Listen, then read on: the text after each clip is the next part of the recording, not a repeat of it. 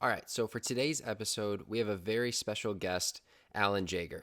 I've known about Alan for many, many years, going back to when I was in high school in the 2007 to 2010 range. I did his lawn toss program, just watched his videos religiously, used his J bands. He's been very instrumental in my own career as well as very many other players and coaches. On this episode, we're going to dive into lawn toss. Me and Josh are going to go back and forth, asking him questions about it, different strategies, different scenarios, and we're also going to talk about the mental game, specifically breath work, meditation, and how that applies not only to pitching, but to life. This was by far one of my favorite episodes that we've done so far. I think you're going to get a lot of value out of this. So without further ado, here's Alan Jaeger.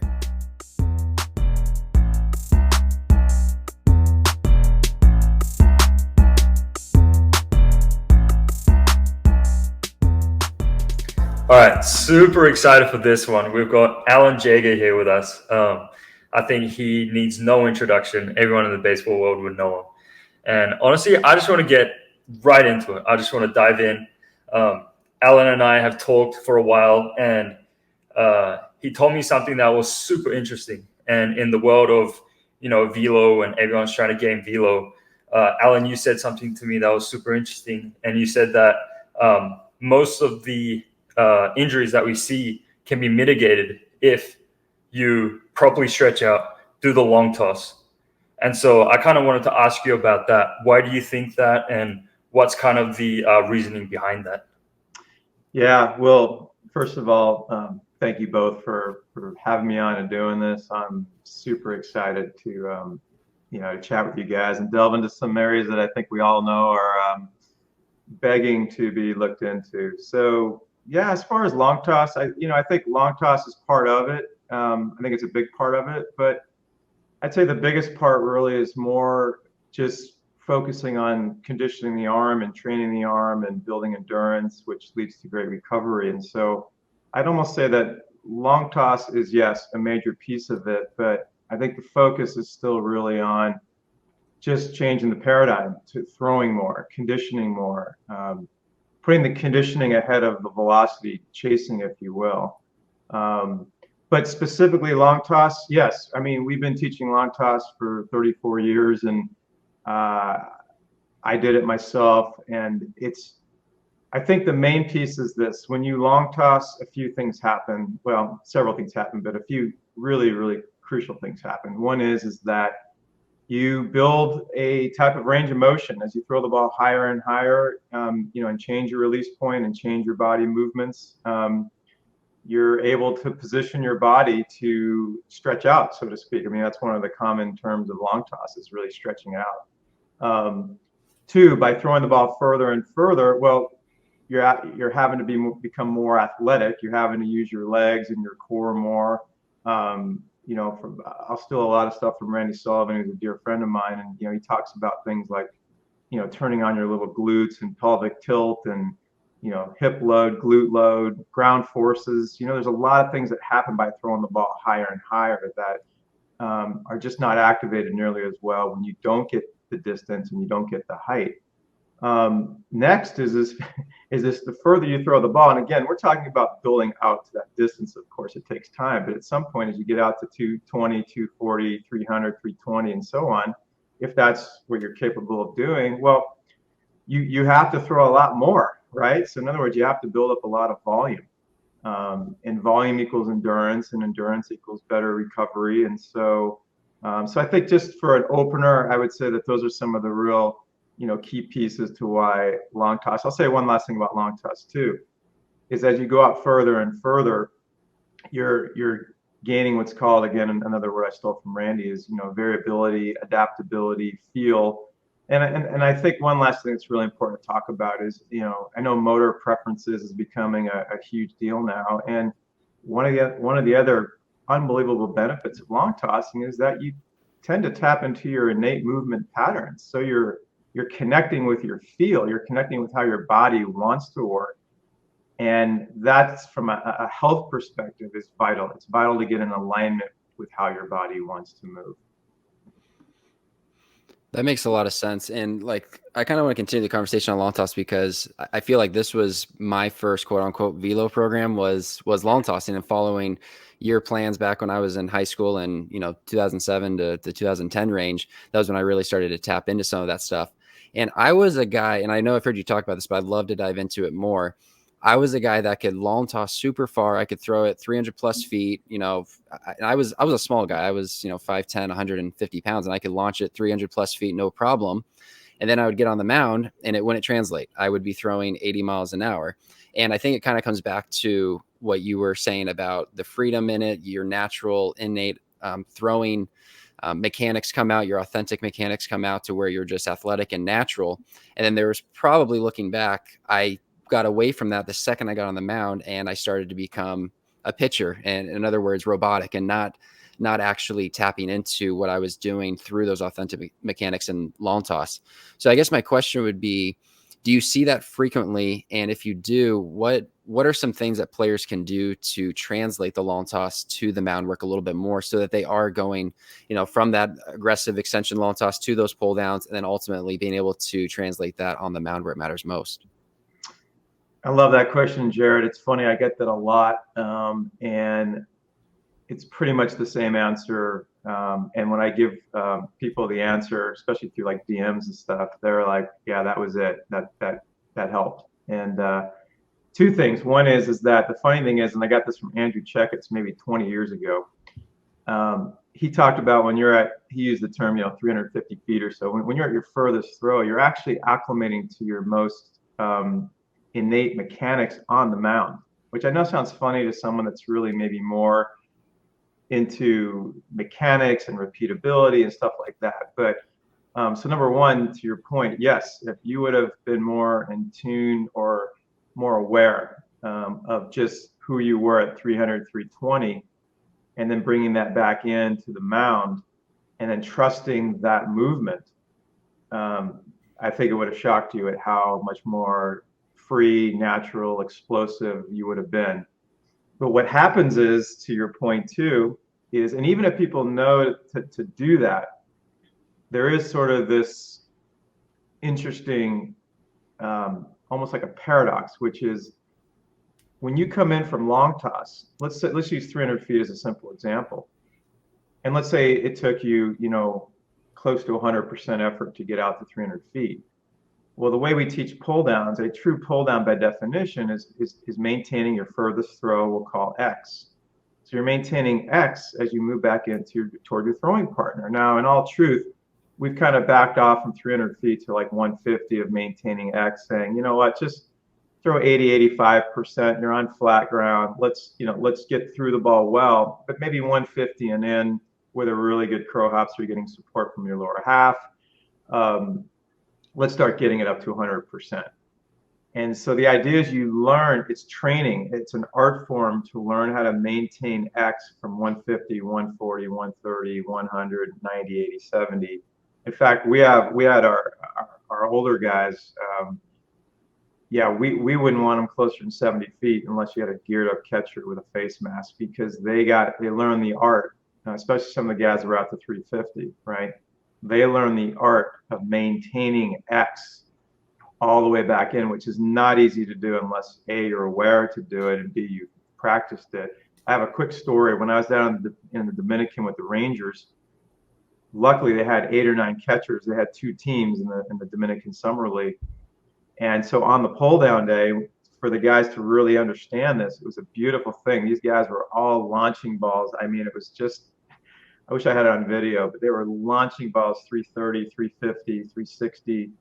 And then when they came in at first, they decelerated a little bit, because it's not easy as you get closer to your partner, because the main thing is it's very hard to get over the front side and get down and through the ball when you've just gone uphill 35, 40 degrees. So long story short is, and they got it. Now they had to aim maybe 10, 20 feet in front of the catcher's toes to pull this off, but they were able to take this 330 to 350, aim downhill, and still have the ball ride to ankle, knee height. And so Jared, really, I know it's a long way to go, but the point is this, is that almost all players that I've been around, I've been doing this for 34 years. If I have them pull down after coming in from a lot of distance, it's rarely if ever have I seen someone maintain the X, the max distance as they get in closer and closer to the partner. In other words, Mm. there's some deceleration. The main reason why is A, they want to play catch. B, they don't want to launch the partner because they just went uphill. It doesn't look good. C, they're just not aware. They're just not, they don't know what they don't know to how to pull down. So the answer is that as you come back in from your long distance, is you have to, it's an art form, but you have to learn how to maintain X as you get closer and closer. And I'm telling you, it's magic. When you see someone for the first time, try this with some of your players. When you see them come in and pull down, especially that last 120 feet, and again, don't let them come in closer to 70 feet. If they have good arms and the other player's not geared up with a mask, it can get dangerous because that's how much life comes out of the ball. And that's the whole point, is that you're able to translate that freedom and openness and athleticism into these shorter distances and not miss a beat because you know to not decelerate. And that is not easy to do if you haven't trained to do it. Yeah, that's awesome. I want to dive into the pull downs just a little bit since we're on that topic. I love pull downs. I was at driveline baseball, and we would all line up and do the pull downs with the weighted balls. I'm curious, what is the difference between like a pull down where you'll see in a facility where the athlete hasn't done any long toss beforehand versus the pull downs that you do after long toss? Like, what's the importance of the long toss before actually coming in and doing those pull downs? Josh, it may be the most important thing we talk about tonight. So thank you for that layup and that question because it's profound. To me, this is the potentially single greatest reason we're having arm injuries. What's happening nowadays is between the metrics and kids having personal records and personal records to achieve, like the 4-minute mile, there's like this obsession or addiction, right, with more velocity or getting a personal record, or now with pitch design, right? Whether it's spin rate, vertical break, whatever it is, we're trying to get more of it. And so my concern is that these kids, whether they go out to a field and have the equipment there, or they go to an indoor facility, it's by far my greatest concern with an arm breaking down is that the mindset, this again is the paradigm shift. The mindset is to focus on conditioning, arm care, arm endurance, long toss, throwing with arc, volume building, massage throwing. So these are all things that are just, this is part of building the beast. And so what's happening is we're putting the cart before the horse, of course.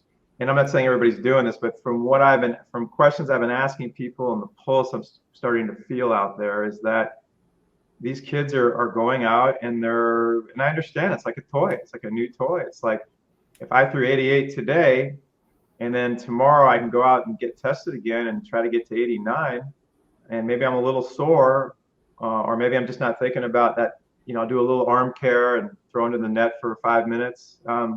No, for us, it took us, we had a pro camp for 12, 14 years where we had them for 8 weeks, January and February before spring training.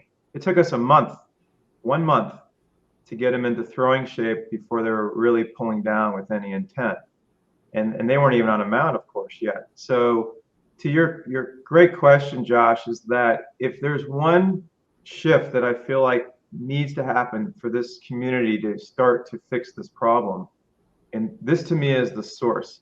The focus has to now be on arm conditioning, endurance building, volume building, throwing with arc, stretching the arm out, building into a long toss program, of course, doing a thorough arm care program, all before throwing with high intent, whether you're throwing in an academy or on a mound or doing pull downs or running guns. It's like the cake. You're doing the cake. You don't even think about the icing, which is the pull downs or the running guns or throwing off the mound. It's not even a concept. That comes as a byproduct of 45 minutes to an hour worth of preparation and throwing or whatever the number is. And you're kidding yourself if you're going out somewhere. You know, we talked offline about the House of Cards. To me, maybe this is the best time to bring it up. It's like the House of Cards is impressive. You see this thing getting built, getting built, getting built. That's the velocity chasing. And then if we just remove one card, right, the House of Cards gone. That to me is an arm injury. Is the pulling the one card out. The velocity chasing to me is a House of Cards. And until we start to flip the script and focus on the base and the conditioning and the endurance building, and as you said, Josh, before you go out and pull down, it might be 45. We have guys that go through 10 things, you know, or I've seen guys go through 10 things arm care wise. It takes them 20, 30. You guys know it could take you 20, 30 minutes to get your arm prep. If you do a full long toss program out to, let's say, 250 to 350, it's going to take you 18, 20, 22 minutes. Okay, now you're ready to pull down, or now you're ready to pull down and throw with high intent off a mound. It's the end of the conversation. There's nothing else to think about. So I'm glad you brought that up, Josh, and I don't think I could be more passionate about that as being arguably the single greatest reason. I have other reasons too, and I know you guys do too, but that to me is probably number one. Because, sorry, last thing I'll say is throwing is king, period. And in softball, I say throwing is queen. That's awesome.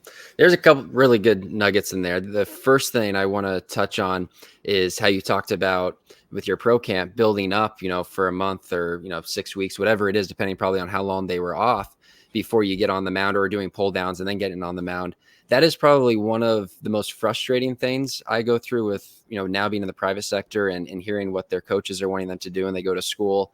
And it's the ramp ups are almost always way too fast, in my opinion. Like they're throwing for maybe 2 weeks and they're already back on a mound after being shut down for a month, or they don't have, you know, the way I know you like to think and I like to think is have the end in mind of where do I need to be by a certain date, and then you can work backwards from there. If I know I need to be able to throw 5 innings on, you know, February 15th, opening day, okay, we need to work backwards from there to figure out what does that progression look like, and then I can figure out what is the most amount of time I can take off, if at the bare minimum, and ideally have a clear plan of what that progression is going to look like. And I just think that's one of the other things that leads to the injuries is just not the proper build up and not preparing themselves, you know, in a different way to prepare for what they're going to do. Like I had a kid even today that has not thrown in 6 weeks, and he told me that he's expected to throw in a showcase in 3 weeks. And I was like, you can do what you want. I personally don't recommend that. By the time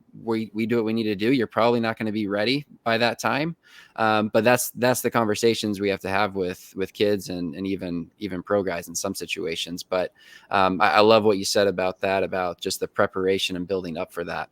You know, now the question I have, you know, shifting gears a little bit towards the velocity chasing.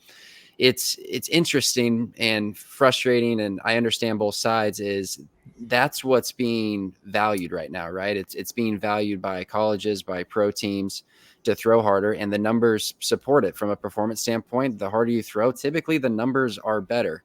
And I don't think you're saying that, you know, throwing hard or trying to throw harder is bad, obviously, because through what you've done with many guys through your long toss program, guys have added velocity. You know, the way I'm interpreting what you're saying, it's almost like guys are impatient with it. They're trying to get ahead of the horse and doing, you know, quicker strategies or different things that they're not ready to do in order to throw harder, and maybe trying to throw as hard as they can on days where the body physically isn't ready for it. So correct me if I'm wrong on that, but what do you think is the answer if that is what is being valued at the highest level? How do we ultimately shift that, you know, with that in mind? Yeah, great, Jared. The answer is actually really simple and straightforward. I put a tweet out about this the other day, which is basically you chase the arm conditioning, you chase the arm endurance, you chase the arm preparation, you chase a great long toss build up back to your kid 3 weeks. We have a very simple rule of thumb, which is, and we got this from 14 years or so of feedback from the players we work with before spring training. It's a minimum of 3 weeks just to get out to your max distance. That's throwing 6 to 7 days a week. so you're not even pulling down yet. So for us, without even thinking about it, it's 1 month just to get into what we call pull down shape. You're not even on a mound yet. So yes, just wanted to reference that real fast, but no, the bottom line is that to your question, Jared, is until we change the paradigm, and look, I still want to throw the ball as far as I can. So that's why we love pull downs. To Josh's point, one of the greatest feelings for me, I played third base. I hit. I did both sides. So I playing defense, pitching.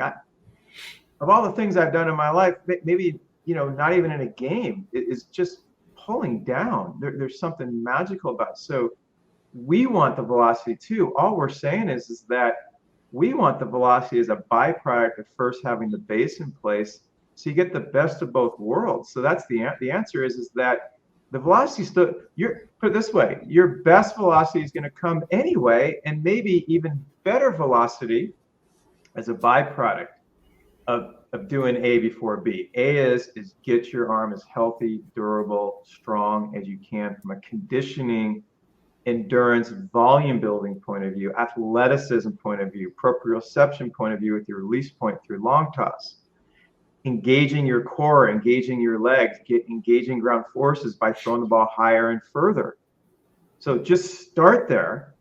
And then at the end, it's a beautiful thing, because not only are you going to tap into your best velocity anyway, but you're going to have the health, endurance, recovery, feel, athleticism to go with it. So I know I went back and forth, but hopefully, Jared, that hit the bottom line with the question. Yeah, that's perfect. Thank you. Yeah, that's so awesome. And so for like an athlete who doesn't have a coach to program them or like is watching over them, when can they know that they're ready to start going into these velocity programs, and that their arm is conditioned enough and is ready to go and do these higher intent throwing sessions? Great question, man. You guys are crushing it. So we had a rule, Josh, which was with our guys, because look, by the time mid-January, really end of the January turned into early February, especially for guys that were going to early camp. Of course, we had them throwing in December away from us, but they were starting to want to get off the mound sooner than later, of course. We had more time with guys going to my early camp March 1st or so. But we had a rule of thumb, which was not only did they have to be, and believe me, the ones that were around us for a while knew there was no rush, but they had to get to their max distance, and it wasn't just their max distance. So I'm going to use a simple number like 300 feet. They not only had to get to 300 feet, but I could tell, and they knew if it was 300 feet by getting there too fast or overthrowing, by coming like we don't mind guys coming out of their mechanics. We want them to be athletic, but if it looked ridiculous, we knew that they were rushing. Number two is that not only did they have to get to their max distance, they had to make 8 to 10 or 5 to 10 very comfortable throws at their max distance, which, by the way, I think just about every time we did this, they would end up going further, right? Like they thought 300 was the end game, and then they ended up 320, 2 sessions later. But the point is we knew that they were ready to pull down by being what we called fully opened up or fully stretched out, because it was really obvious. They would get to their max distance, and they weren't just one great bolt and they were done. They had to make, like I said, 5 to 10 throws there comfortably. And that was sort of our telltale sign that they were ready to pull down. And then, believe it or not, Josh, even though technically you're fully opened up, so you're fully ready to pull down, we probably told them like 90% the first day, pull down 90%.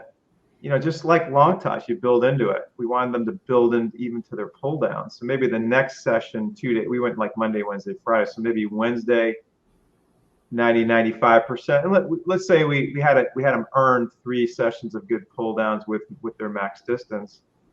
And that's when we felt like, okay, you're ready to get off the mound and throw with full intent, even if it was only 15 to 20 pitches. But for someone at home, as you said, that's sort of winging this or trying to, what does it mean to listen to my arm or listen to my body, or when is the right time to pull down? You're right. It could be a very ambiguous question.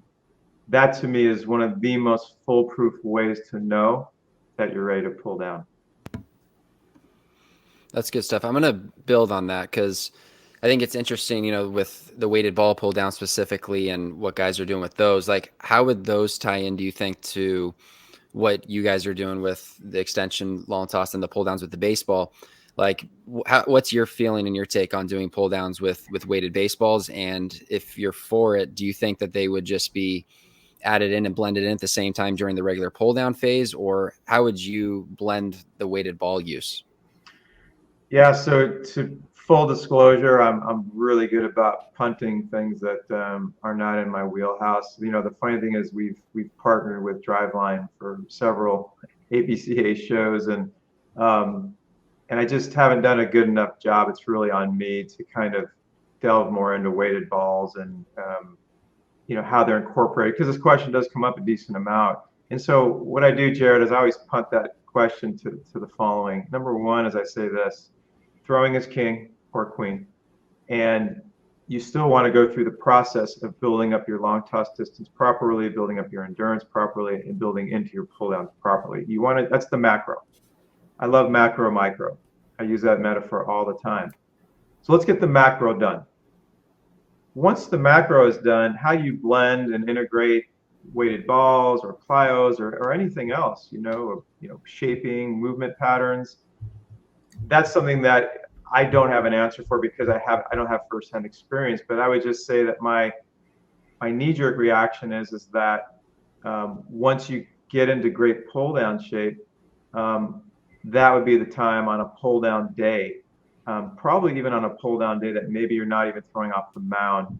That would be more conditioning or training where you're working on weighted ball pull downs, assuming that the weighted balls were incrementally also properly built into the program, right? There's no shocking of the arm. That's a word you'll hear from me probably more than once tonight. So yeah, I think the best thing to do is just sort of punt on that. I'd probably ask you guys, what your experience is, because for me, we just like our lane of let's do the macro first. You just can't miss. It's the cake. You can't miss on the cake. Bringing in supplements can be amazing and can be very helpful, but you can't mess up the cake. The cake has to be done right. So I'd be curious what your guys' take would be on blending in weighted balls and things like that. What do you got, Josh? I think for me, as you said, it just has to be a slower progression. Like as you said, you don't want to shock the arm.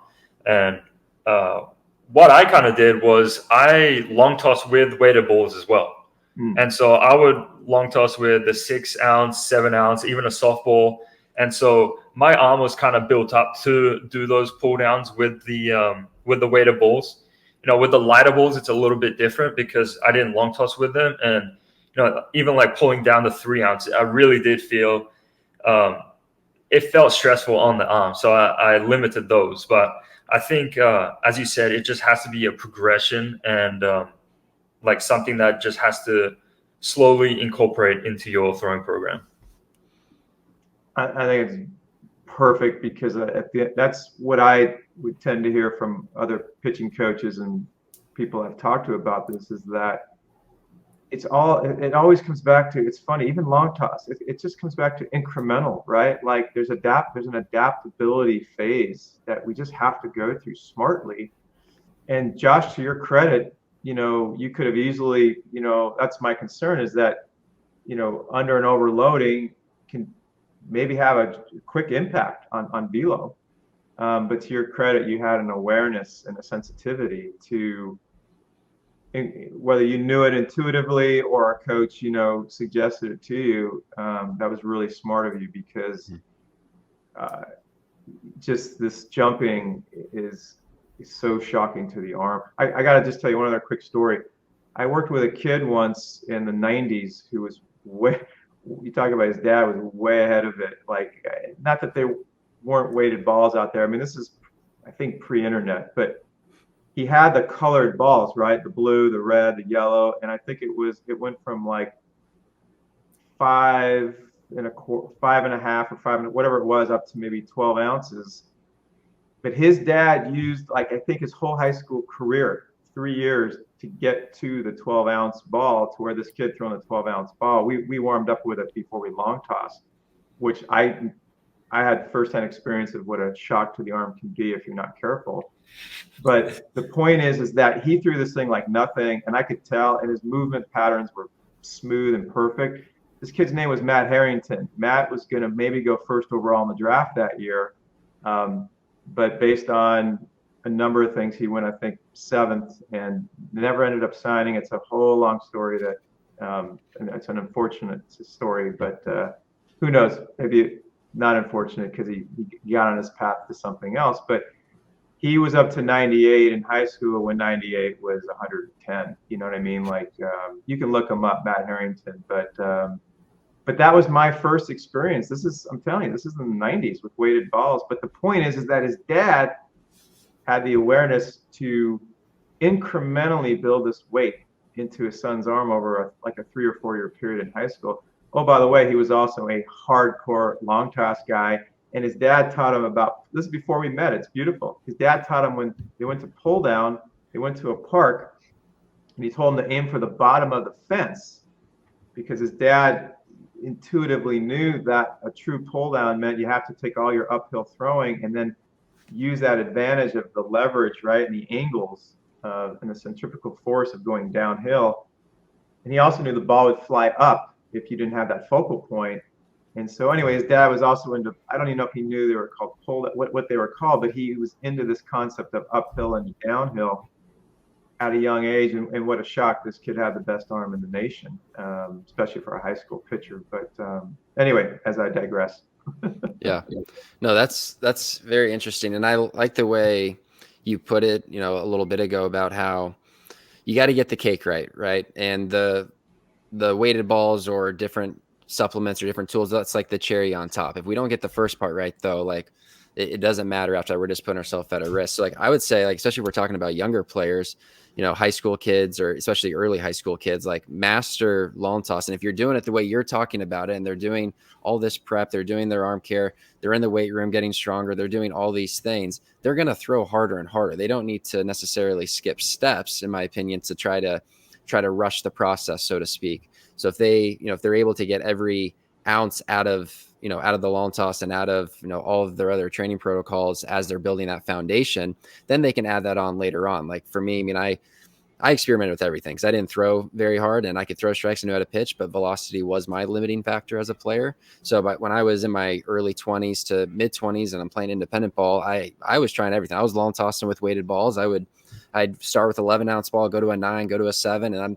throwing a 6-ounce as far as I possibly can, and then pulling down with a 4-ounce or a 3-ounce, just trying to do whatever it took. But that's not something I would necessarily recommend to most players or a kid. I was, in my opinion, or not my opinion, but my thought process was I had to be a little bit more aggressive or risky with my training to try to throw a little bit harder. And I did throw harder, but I also ended up having Tommy John that year. So there's something to be said for that too. But that was just the stage of my career where it was either throw harder and start pitching better, or your career is going to be done. So I felt comfortable with that risk.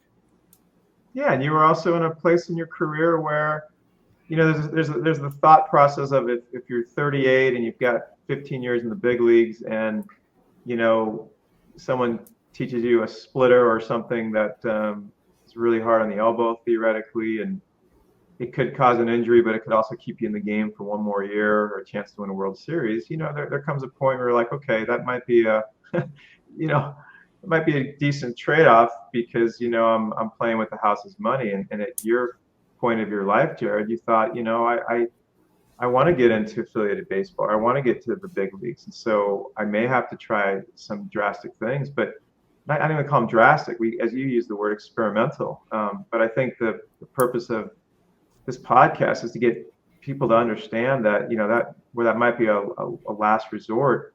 I think this podcast can almost be called, the cake. It just feels like everything's coming back to the cake. The metrics. We're chasing the metrics. It's not don't chase the metrics. Chase the cake. Your metrics are going to get better. I love that. That's so awesome.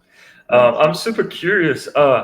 Is there an alternative to long toss? And I'm just asking because, in Pro Bowl, especially in season, I don't think I saw a single person long toss. And, you know, even even though I knew it was probably good for me to do it, like in season, no one wants to long toss. Like you're tired, you just want to kind of like, especially on light days, you just want to play catch and get out. And so I'm curious, is there an alternative to long toss? Wow. My knee-jerk reaction, Josh, is no. There's not. Um, there's just no substitution. I mean, if you're in an indoor facility and you're desperate to stretch your arm out, you can gradually throw uphill into a net and get your 300 feet in. So you can that's a substitution. But as far as like trying to get by a season by not long tossing, no, it's a very black and white issue. And to your point, it's something that I've been trying in my own way, whether it's through the manuals that I've written, or through podcasts, or through just talking to coaches over the years. I've tried to get this awareness way up, that especially like on a 5-day or 6-day rotation, especially with, I have an article I've written with Adam Revelette on relief pitcher protocols. Like, don't get me started on in-season stuff. Absolutely. If you're not, first of all, the reason why players get tired, it's like an oxymoron. Well, or there's like a paradox to this. Well, you're getting tired because you're not long tossing, because you're saving your arm for the game like a relief pitcher, and because you think you need to save your juice, you're not conditioning, you're not building endurance, so then you're not going to recover as well. And so you're kind of hanging on for dear life. We call that a negative cycle, where a positive cycle is the opposite. You come into spring training where, let's say on a 5-day cycle, you pitch on a Monday is your start day, and then like a Thursday is how we do it. Day 3 is a side, right? And then on Saturday, theoretically, is your start day. So you have 3 days, like Monday, Thursday, Saturday, where you can stretch your arm out pretty much to max distance. Now, you don't have to pull down much on those days, but we'd say if nothing else, you have like a Monday, Saturday, your start day, and then your next start day. So that's 2 out of like 8 days, so to speak. You're going to get full distance in and full pull downs. And then that mid-week or mid-cycle pen, you're still going to get 300 feet. You just don't have to really pull down much. So the point is this: you're doing a lot of endurance and conditioning and stretching it out and athleticism and engagement of your core and legs and so on and so forth. So you're getting stronger. One of the telltale signs of our guys, I know this is going to sound like it's almost because we did it or we want to make it sound good. I'm just telling you the truth.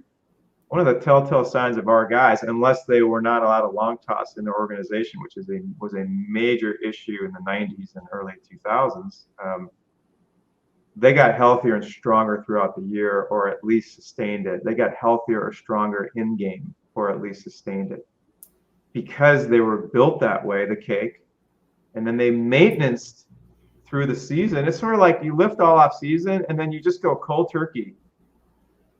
You literally do not touch a weight for 6 months, right? Or you're doing yoga all off season, then you stop doing yoga, or you're meditating all off season, then you stop meditating. It doesn't make any sense. So it doesn't mean you have to go long tossing 3 or 4 days a week out to 300 and pull down as hard as you can. But my goodness, is there a desperate need for these guys through the season, especially in pro ball when you're out there every day, and it's like putting money in the bank, right? Your arm is like this bank account. Your body is this bank account, right? So you put a ton of money in the off season into this bank account, and now it's compounding. You want it to compound, right? And then you hit the brakes when you get to spring training, and all of a sudden you're not long tossing as much. Oh, by the way, it's back to our house of cards syndrome. So you get to spring training. I'm not blaming this on the organization or the player. I'm just saying if this happens, it's the house of cards all over again. You start putting more energy into high intent throws and then saving your arm or protecting your arm. And so now what you're doing is the emphasis is on the higher intent throwing. And now it's away from the conditioning piece. And so this, again, is where the shocking of the arm starts to happen. And so anyway, Josh, the question is so important because, as we all know, all three of us, that once the season starts, there's a lot of theories out there as to, how do you sustain the arm and maintenance it. And for us, it's a slam dunk. If you are not getting in some type of long toss throughout the season, once to twice a cycle as a starter and as a bullpen guy, there's an article, people are interested in looking it up, but if you're a bullpen guy and you're not the long guy is the only tricky one to kind of figure this thing out with. But if you're a 1 or 2 inning guy, which pretty much everybody is nowadays, well, if you're not stretching your arm out at least every third day at the absolute minimum to close to your normal long toss distance, or here's another way of saying this, if you're not out to 200 or 240, or if you're a 330 guy, most days, you don't have to look, you don't have to pull down at all. But you can get some stretching, get some range of motion, build some conditioning, build some volume.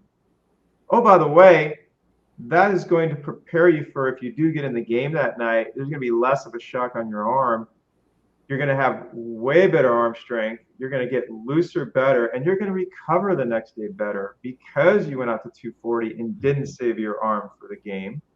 And if you threw 48 pitches the night before, which doesn't happen much anymore, I get it. You might only go out to 150, 180 the next day. Some guys might go to 120. I get it. But then that next day, whether you're going in the game or not at that night, if you're not going at least 200, 250 because you're a 330 guy, it doesn't make any sense to me on any level with any paradigm when you're talking about training and development and maintenance, right? I mean, what do you guys say about that? Yeah, no, I totally agree. And I think it's like, as long as you're training this way, if like you say you're long tossing 3-4 times a week, whatever it is during the off season, there's no reason you can't maintain it. Now, if you're not doing that, you're probably gonna have to have a gradual progression with it, just like anything. But if you completely shut it down from what you're doing all off season, it doesn't fully make sense. And what I like to think about with the long toss is, like you always say, you're massaging the arm. The extension part of the long toss isn't aggressive throwing, which I think some people have to get out of their head. Is long toss doesn't necessarily mean I'm throwing it as hard as I possibly can every throw, or I'm pulling down on those days. If you're doing long toss properly, the extension phase it literally feels like you're massaging and stretching the arm. You're not throwing it with any sort of velocity or on a line as you're starting off. And that is like one thing I try to get out of guys when I'm throwing with them, is like their first throw of the day is like as hard as they can on a line right at me from 60 feet versus, okay, we're going to gradually build out. I'm going to go nice and easy.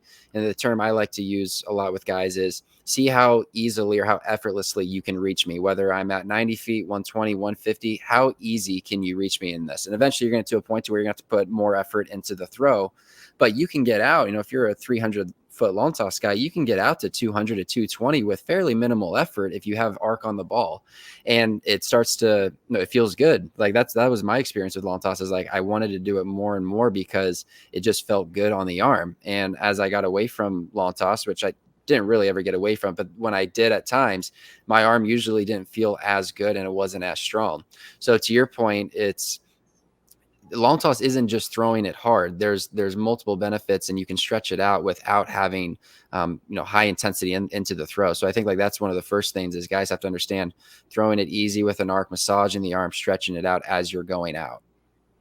What's cool about that too is you make such a brilliant point that I need to bring that up more often, because the truth of it is that long toss is probably 70% of the time, if not more, but let's say at least 70%, let's say 75 is a rounder number, 3/4 of the time, it's, as you said, it's stretching, it's massaging, right? It's throwing with arc, it's relaxation, it's fluidity, right? It feels good, right? We're stretching the arm out. And to your point, Jared, which is super smart, is look at long toss more often than not, is you're just getting a good stretch in, you're getting distance in, you're building you're building endurance, you're building athleticism. That's long toss. Pulling down is a piece of long toss that you do, infrequently compared to general long toss throwing. So I think it's a really smart point, and I'm really glad you brought it up. That's what life's about, man. I mean, teaching. I'm a student as much as a teacher too, right? So thank you for teaching me a great way of talking about long toss that way. Yeah, that's so awesome. And I just want to play devil's advocate a little bit here. During my playing career, so in season I didn't really long toss because um, no one really wanted to. But I felt like I could get a similar feeling if I threw a heavier pliable into the wall, and so it doesn't have to be like max effort, but it's just slowly building, slowly building. Um, so, what is the? I guess what I'm trying to get at is like, what is the magic in throwing uphill versus like throwing straight? Because like I felt like if you grab the heavier ball, then it would open up your arm just as much as if I had done like a long toss session.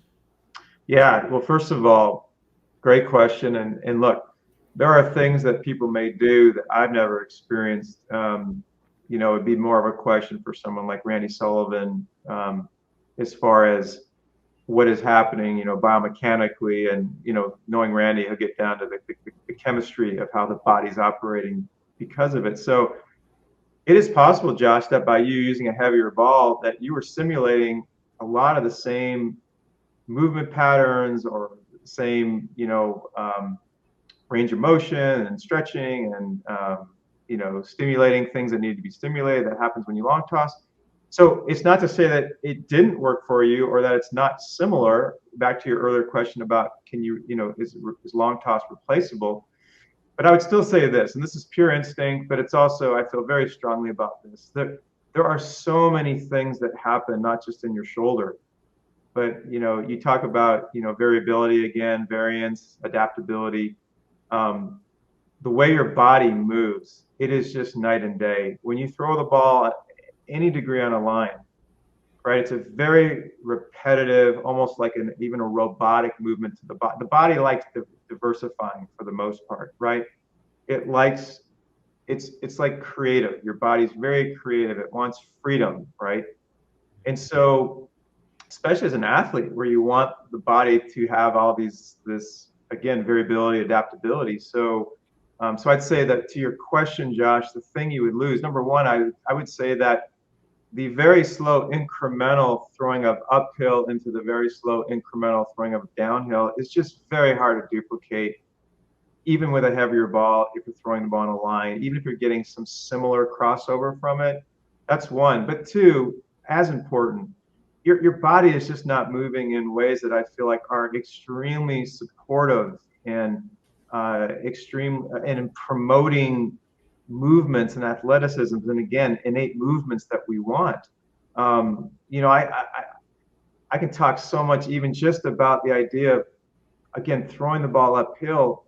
You're promoting so many things that you can't promote throwing the ball on a line, whether it's the pelvic tilt, whether again it's hip and glute load, whether it's a different type of ground forces. Randy Sullivan again taught me something really important about, as the ball goes higher, as you throw higher, you turn on these little glutes. That's something that activates that I don't think activates at all when you throw the ball on a line. So, Josh, at the end of the day, if there's things that people can do that make them feel similar or in the ballpark, by all means, do it. And I don't have experience, of course, with all these different modalities, but I would just say that as a rule of thumb, my guess is that you did things that approached it and helped a lot, and maybe even the shoulder itself got a very similar sensation of what you'd get from long toss traditionally.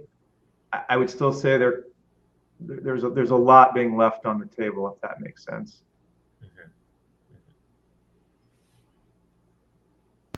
That's good stuff. I kind of want to transfer to a little bit of the mental side and how that ties in even to long toss. Because, when you talk about long toss, there's a lot of breathing and relaxation in it. And I know you're really big with meditation, and I'd love for us to dive into that. And Josh, I'm not putting you on the spot here, but I kind of want to talk a little bit about the yips and how how this all ties in to the mental side, and maybe some of your experiences, Alan, with maybe working with some players that have gone through that and have been able to overcome it or not been able to overcome it, and some of those strategies. But I guess my first question is pretty open ended, but how did you become so into the mental side? What has gotten you interested in it, to the point to where, this is one of, I would say, along with long toss, like you're known for the meditation as well. What got you into that ultimately? Yeah, I was a junior at Cal State Northridge. It's a really easy answer. Um, and I went through just a very challenging period of time mentally, didn't know what was happening or why. And essentially, I had to walk away from the team. I did come back toward the end of the season. I did go out and play in the summer in Kansas for maybe a month, but it essentially was like the end of my career. And I feel like as hard as it was, what I was going through, it's one of the greatest gifts I've ever received in my life. And because it got me on my path. And when I say my path, it's not just the path of the mental game and all that, but it's really more the path of life. Meaning, I spent 4 years, doing a lot of research, doing a lot of meditation, saw a sports psychologist. When back then sports psychology was a very foreign topic, and yeah, I feel like what I learned through this process and how I had to evolve to kind of move through these challenges was like this just incredible inspiration of just wanting to share this, because I feel like what I went through was really a snapshot of life. As far as what happens on the field is the same thing, of course, that happens in life, whether it's the future or the past, or worrying about consequences, or worrying about results, or worrying about what people think, or overthinking things. And all these things to me were things that I worked on, really mostly through Zen and through meditation. And I did switch my major over to psychology and got my degree in psychology, but I got very heavy into Zen and meditation. And the main reason that Zen hit me so hard is Zen is really about what's called no mind or no thought. And if you ever watch Bruce Lee videos, you'll hear him talk about this quite a bit. But the idea is that when you're in no mind or no thought, you're in what's called pure instincts. And so as someone who played sports my whole life, I thought, well, I know that when I'm not thinking and I'm being purely instinctive, it's the best I'm going to play. Like it's like being in the zone, right? And so it just appealed to me. Like you talk about getting hit by a 2x4, like, wow. And so I spent 4 years really delving into that world and writing, my book, Getting Focused, Staying Focused. And so to your question, Jared, that was really the leaping off point, and very, very passionate about it. And I feel like it's absolutely, we talked about long tosses, that like the cake, like take care of the cake.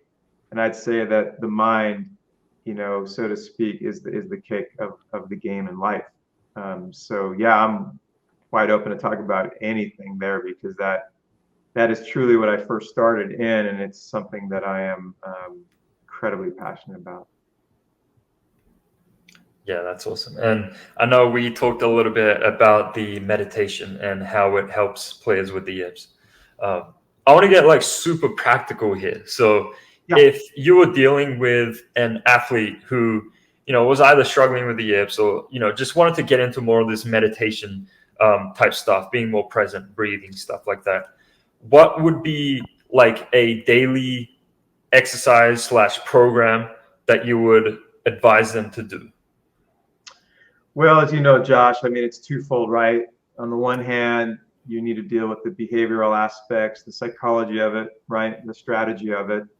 And then to me, the meditation is more of the underbelly, right? The meditation is where you're actually changing, let's say, the actual neuroplasticity, right? The neural patterns or neural programming.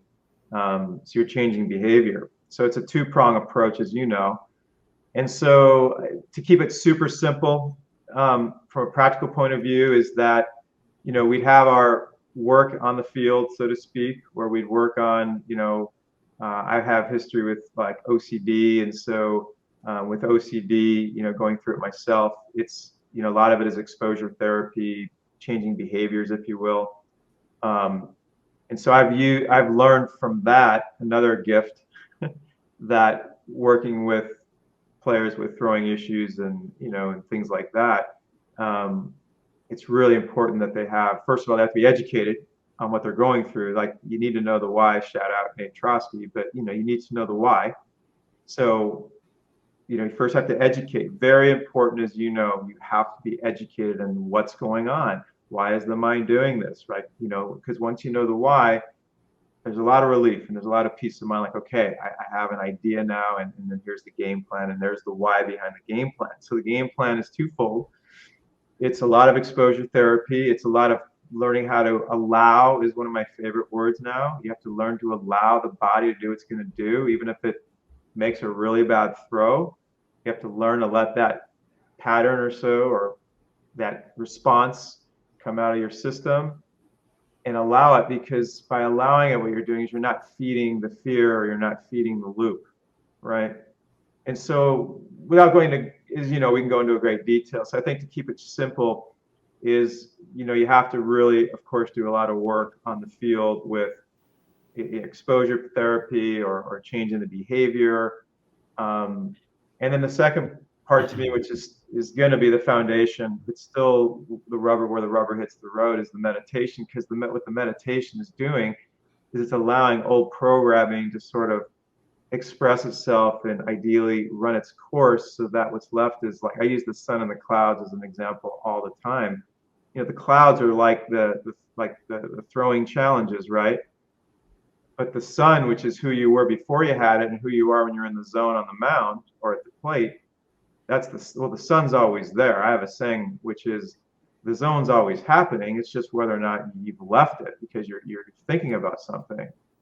So you can apply that also with this, where you could say that the throwing issues are the clouds, but we're trying to get re-identified with the sun, not with the clouds. We're trying to let the clouds just sort of dissolve and move beyond, so the sun can just shine and get back to that instinctive Zen movements, right? That naturalness.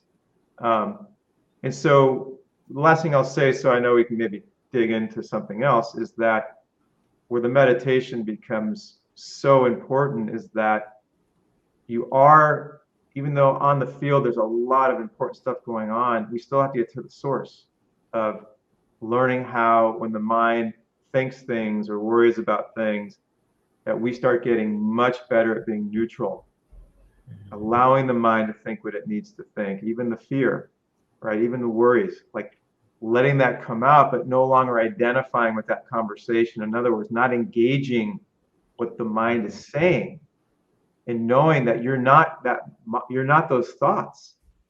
And then in meditation, we call it, among many things, the silent witness.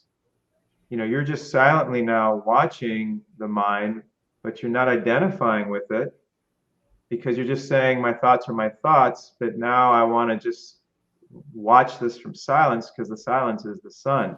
And that bridge, that transformation is massive, because you're now learning that you're not your thoughts, and you're also realizing that I don't have to block out my thoughts or push them away, or what I'm saying. That's where a lot of times we kind of feed the issue, and it's a very delicate movement, but it's a beautiful thing where you just start allowing the mind to do what it does, and you start being okay with it, and you start focusing on more just breathing in the present and just action, even if the action is just to be quiet.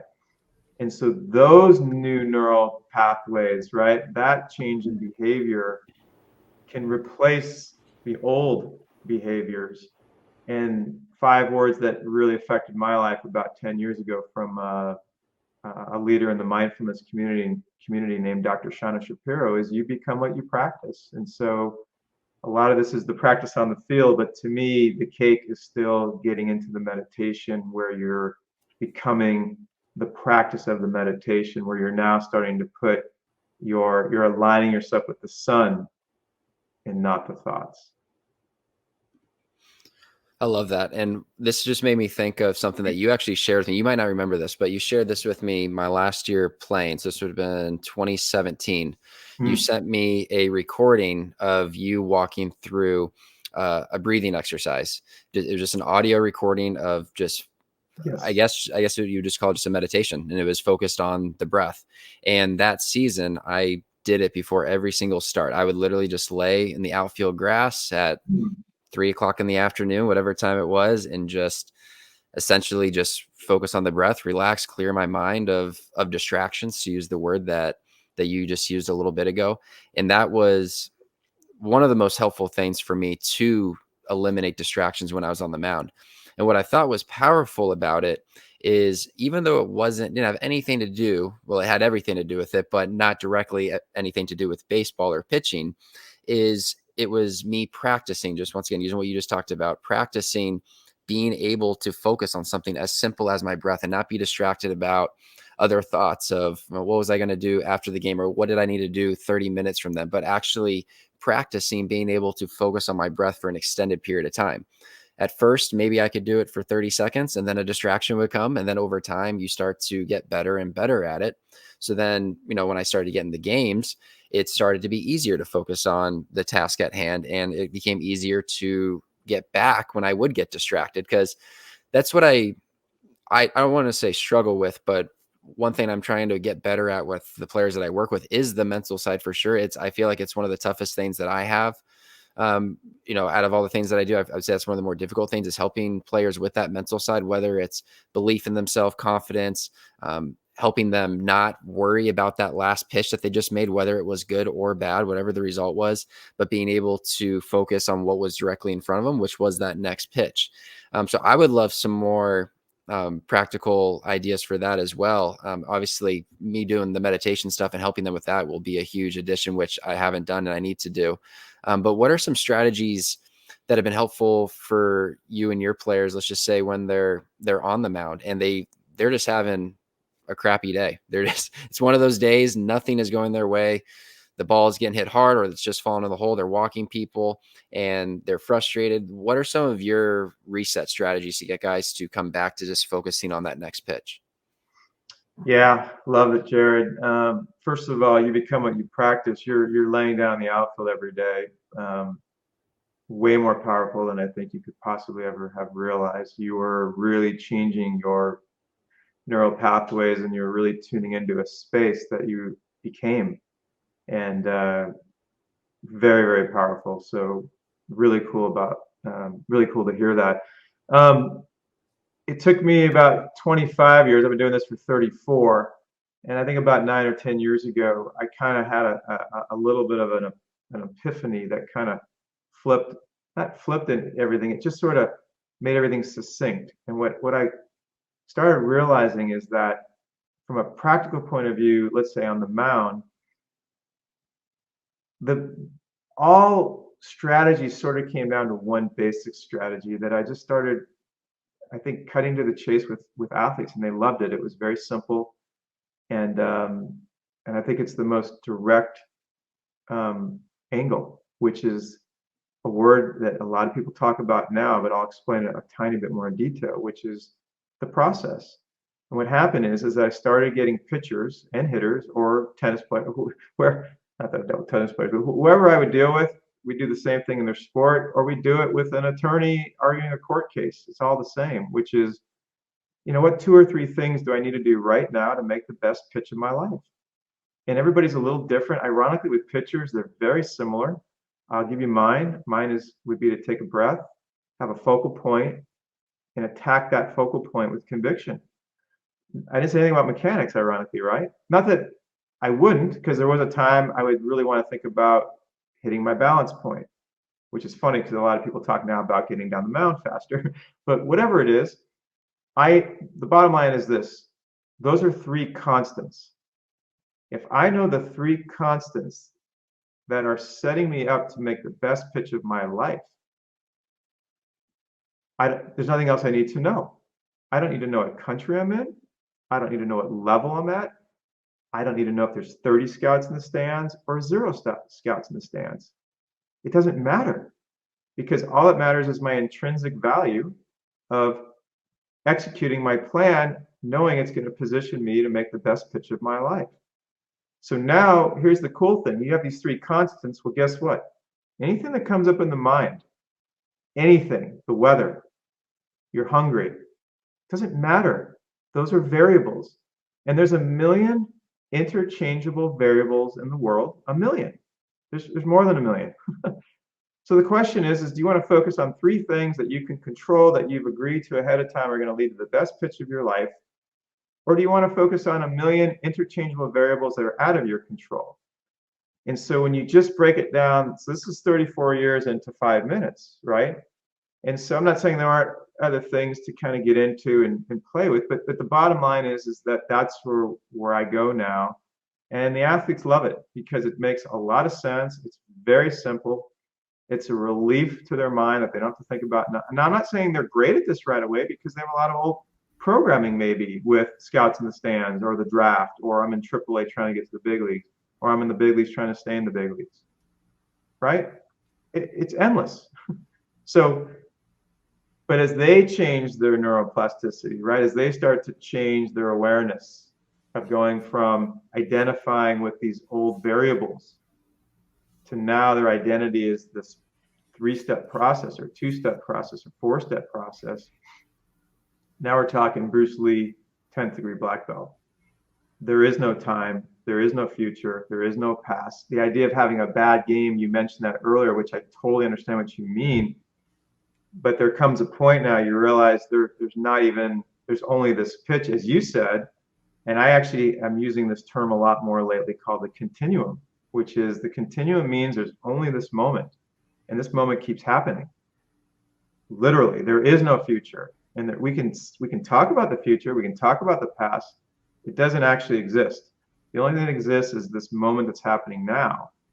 And so now you have a process that's just channeling you into the now, that are 3 things or 4 things that you said are the keys to you making the best pitch of your life. So I know that was a lot to say, but basically, Jared, from a practical point of view, if someone that's listening to this and is new to the mental game or old to the mental game, and this gives them something to really sink their teeth into, like, wow, if I just figure out my processes, and then I'm just great at my process, and I execute my process, and my mind can still think about the future or the past, but I no longer have to engage that. I no longer have to take that dance. I just want to dance with my process. And so that to me is like, from 34 years, man, I'm telling you that is all I talk about now with athletes. Is it's almost too simple in theory, but it's, as we all know in life, there is a lot of power in the simplicity. Yeah, that's beautiful. That's perfect. Thank you. Yeah, that's awesome. I just want to quickly dive into the meditation. There's so many different types of meditation, and I've tried a lot of different types, just sitting with my eyes closed, or walking meditation, or, even just like, there's a ton of different meditations that I've experimented with. What's your favorite way of doing meditation, and what would you recommend to players who are watching this? Well, it's a great question the way you posed it, because you talked about diversifying, different ways you've done it, Josh. And so I'd always start with that, which is try out many different styles, and see what resonates, see what fits well. I would say my favorite sort of angle in what I really teach first and foremost is really more this idea about being quiet. Another word is sort of like being neutral. You let the mind empty out, you let it decompress, you let it think about whatever it wants to think. And what your job is to start being that essence that's not the thoughts. And when I say essence, think about the last time you got lost in a good song or a good movie, or you were locked in, or in the zone in a game. You can say that your essence was just flowing. And, so to me, that's sort of what we're really focusing on, is just getting back to this essence. And so the types of meditation I would recommend early on are some really basic things to where it might be hard for someone to first just sit down and or lay down and just let their mind, spew without engaging it. So some really basic exercises that are still very powerful would be something, sort of as simple, not that it's simple to do, but simple in theory is, count your breath to 30, inhale 1, exhale 2, inhale 3, exhale 4. So you have somewhere to put your attention. So even if the mind is thinking, it's sort of like a bridge. You're just practicing this first step of like, okay, I'm letting my mind thinking. I'm not maybe watching it and learning how the skill of allowing it to be there, but at least I've got this mantra with my counting that's keeping me very focused. And by keeping focused on that, you're taking the focus away from the mind. So I think just some basic counting of the breath would be one. I think anything you can do really to just be comfortable in your body and stop.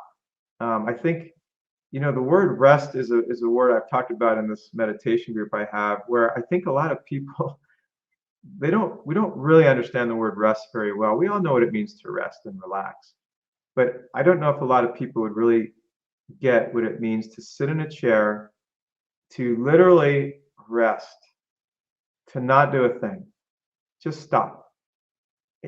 Not even try to do anything.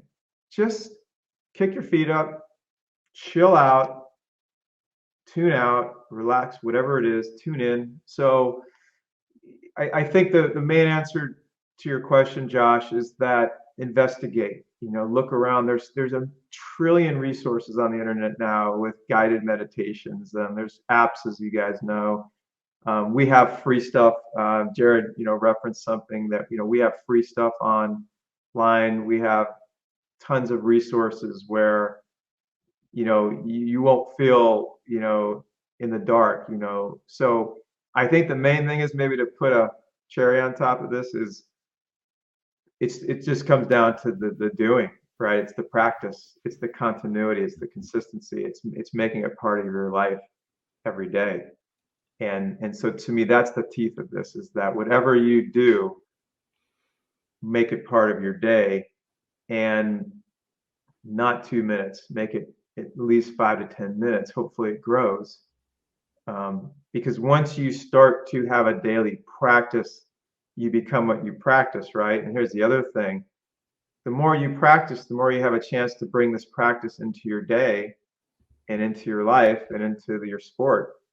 And that's back to Jared's experience in the outfield, is whether he knew it or not at the time, he was deepening this connection with his meditation, with this awareness, with this connection. And he was becoming that, and that was expanding into the rest of his life. It maybe in the short run, you saw it more as expanding onto the mound, but I guarantee you that if we hooked electrodes up to him that year versus the year before, he probably was a lot more relaxed and calmer and quieter and more in the present moment in life that particular season. Yep, no doubt. You hit the nail on the head. Well, Alan, you've been gracious with your time. We don't want to take up too much more of it. Just really appreciate you taking the time to talk with us about lawn toss and meditation, and just to hang out. This has been awesome. So I know you got a few resources. You got your year-round throwing manual, which is awesome. I've gone through that many times. What other resources do you want to promote or shout out for our listeners to take a look at? Yeah, so my book, despite it being from the 90s, it's still very current. So getting focused, staying focused would be one. We have our guys at the office, my partner and our VP, put together a really cool sort of introduction to meditation called the Mental Warrior Program, which is just awesome. And on the throwing side, you mentioned the manual. We have a free also pro off-season throwing manual, and we also have, along with Randy Sullivan, I collaborated on a return to throwing manual that's also free. But yeah, we have a lot of resources online that are free as well. So yeah, Google, go to YouTube and Google Jaeger Sports or my name, or go to Google or YouTube it, or go to our website, jagersports.com, and we're at Jaeger Sports on Twitter and Instagram as well, and even TikTok. I love it. Awesome. Well, thanks again, Alan, for your time, and we'll have to have you on again sometime. Hey, I can't thank you guys enough for having me on, and I have a lot of respect for both of you. So just know, like, this was a real treat and a real honor. Awesome. You're the man. Thank you, Alan. Thanks a lot, Alan.